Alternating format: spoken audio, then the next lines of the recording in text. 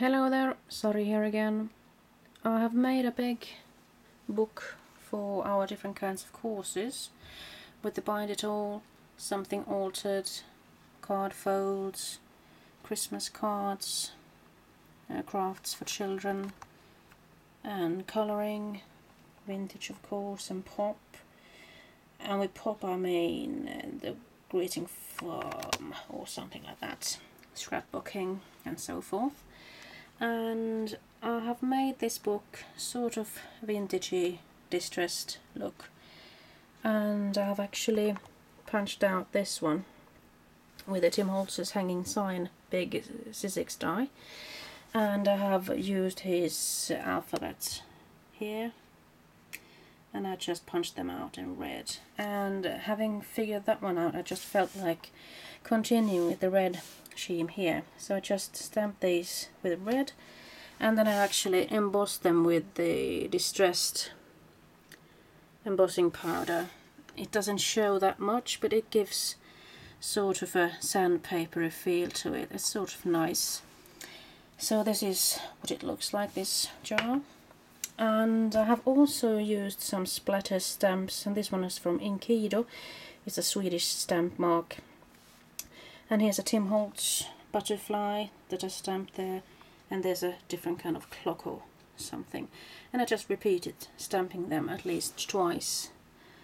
A little bit here, a little bit there.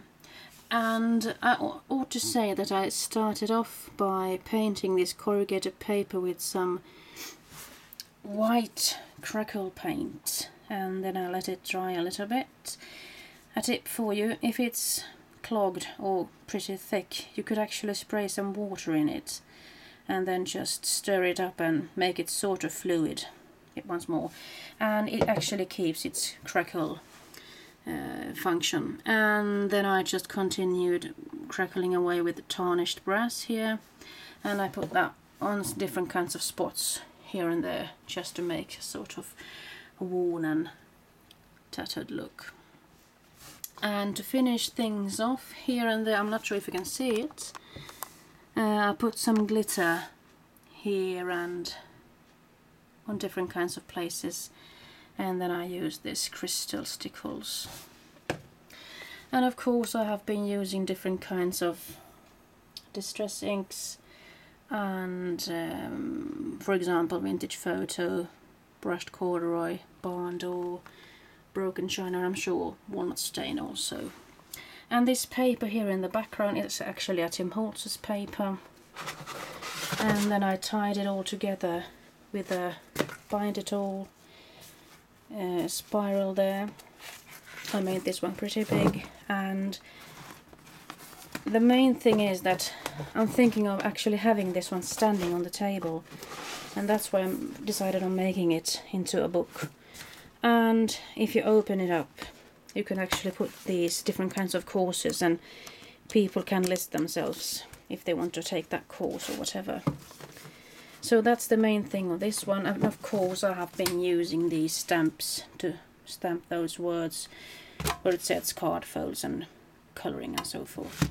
And now that I remember, actually I have done some spraying with some perfect pearls mixed with water, but I'm sure it doesn't show here. It just sort of vanished into all this disarray.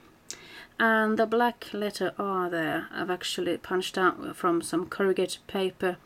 It turned out pretty flat, but I did put some crackle accents on it anyway. So the red letters are distressed with some crackle accents, and I think it gives it sort of a nice effect. So it's nothing fancy. I mean, I'm sure you can just figure out what this is supposed to do. So perhaps you're inspired by that. I'm signing off right now, and I'm wishing you a very nice day. Bye bye.